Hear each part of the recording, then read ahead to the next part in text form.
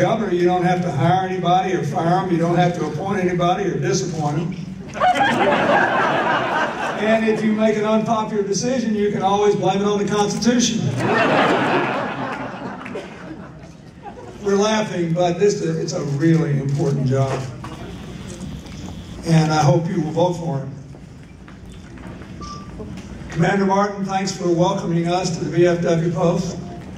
And Carlos Castro, thank you for what you said earlier, and to all the others who spoke, especially Kelly Blair Hart, the Teacher of the Year. Almost certainly the most important person who's spoken here today in terms of the influence you have.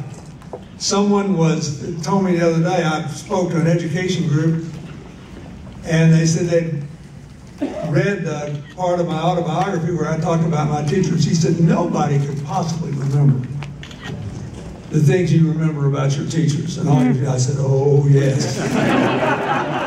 I said, I didn't put half the stuff I did remember in it. So I thank you for what you've given your life to. God bless you.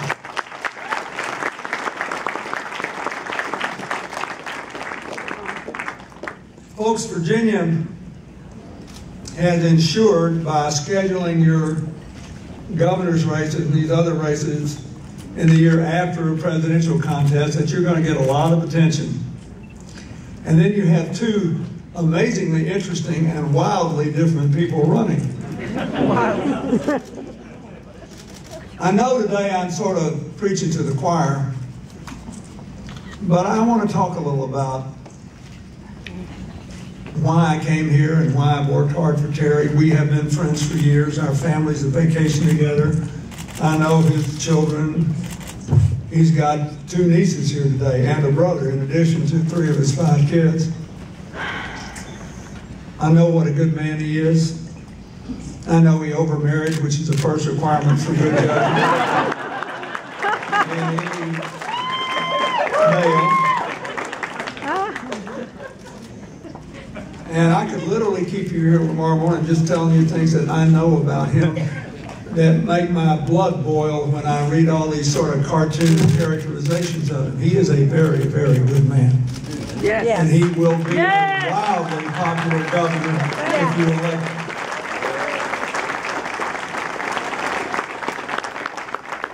But I want to talk about what I know about this race from my lifetime. I was a governor for 12 years.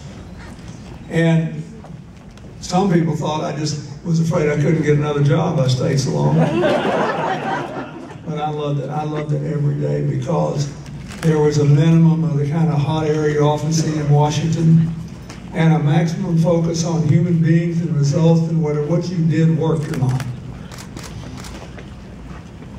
In the year I ran for president, even though my state was devastated in the 1980s by the long recession and what happened to the farmers, we led the nation in job growth the year I ran for president. And there was an article which said that along with South Carolina, we've made the most progress in our schools. You were applauding before, but I'm telling you folks, I've been watching governors now for almost 40 years. In the end, what matters is, what have you done to make the economy competitive? To give people a chance to go to work and earn a decent living? And what have you done to prepare them for it?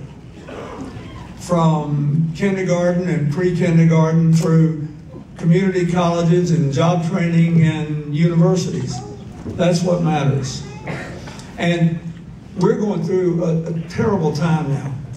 I have a very good friend who's a Canadian who told me, I just happened to be with him the week after the financial crash, back in September of 2008, he said, Bill, this is going to be devastating. These things take a long time, sometimes 10 years to get over. And what I want to say to you is, I don't know of a single child that has 10 years. I don't know of a single child that every day is not important to. And I want you to elect him governor because what happens in Virginia is really important to this country. I mean, Norfolk's the biggest naval station in the world. Terry's older son that he's going to get out and be a naval officer. Don't you want him to be proud of the service he can render and the protection he can provide? It matters.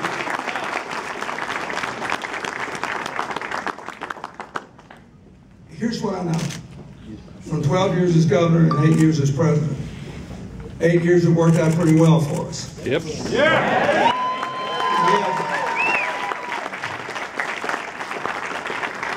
Gave you 4 surplus budgets, all those jobs, declining poverty, lowest poverty rate we had in more than 30 years, and it's the first time in more than 30 years that there has not been an increase in inequality.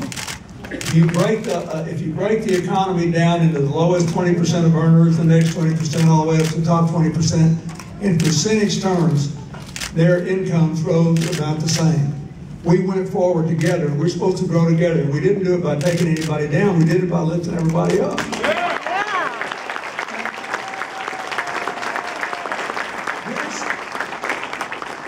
Here's what I learned in 12 years as governor and 8 years as president. You want people to make their differences clear. Differences are good. They're healthy. Debate's good. We should all have our philosophies and our general outlook. But if we become ideological, then we're blind to evidence. Yeah. We can only hear people who already agree with us. We think we know everything right now. We've got nothing to learn from anybody. And the most important thing we can do is impose our views on everybody else. And you can choose that course here. But I'm telling you, I was a governor for 12 years and president for 8 years, and it doesn't work. Yeah. It doesn't work. Yeah. The only thing that, when you've got a complicated set of problems with a lot of moving parts, and even Albert Einstein couldn't give you the right answer to every question, the only thing that works is cooperation, where you get everybody together and you listen to people. And you don't basically whip up on a racial group, an ethnic group, inflame people about women's health, misstate the facts to justify denying access to health care. It excites people, but it doesn't get a darn thing done. I knew that Terry was on the right path when he told me in a telephone conversation, well, I don't know, it was nearly a year ago. He said, I'm going to visit every community college in this state. I was the first president to give a commencement address at a community college. And we established a community college network statewide when I was governor. Now, these community colleges are metaphors for the way Virginia ought to work.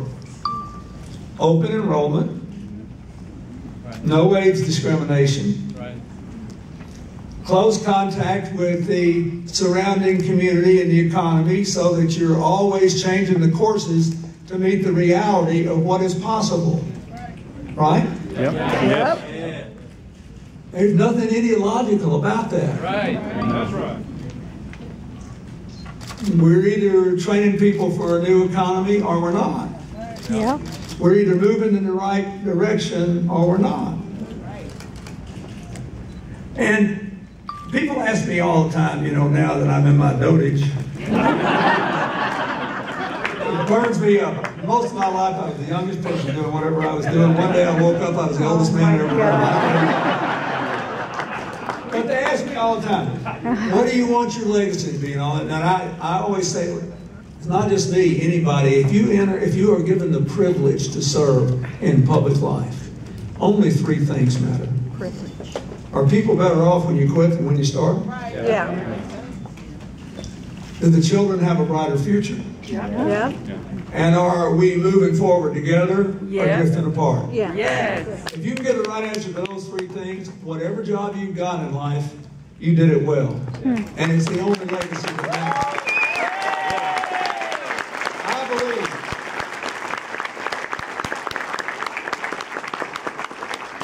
I that Terry McAuliffe will be a great governor of Virginia. I believe that within a year, people who didn't vote for him will wonder what they were thinking on election day. But I do want to say this. Political extremism does have one political virtue. And let's basically just shell down the corn where everybody can get to it. The virtue of political extremism is that once you get people all torn up and upset, steam coming out of their ears, they will show up and vote. There's no doubt in my mind that a majority of Virginians will want Terry to be governor on election day. The real question is, can those of you who get up and worry about getting your kids to school and putting clothes on their backs and foods on the table and living your dreams, will you care as much as they do and show up and vote?